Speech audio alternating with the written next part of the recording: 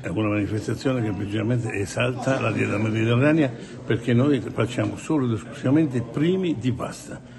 Con i primi di pasta ci va il condimento lo facciamo attraverso i prodotti tipici del nostro territorio, che l'Umbria diciamo ce n'ha abbastanza. Abbiamo anche il tartufo, abbiamo il pomodoro, abbiamo i formaggi, abbiamo tante cose che vanno bene per la pasta. 30 villaggi del gusto, ogni villaggio ha una specificità, la Sicilia, la pasta siciliana, il Veneto ha il riso, e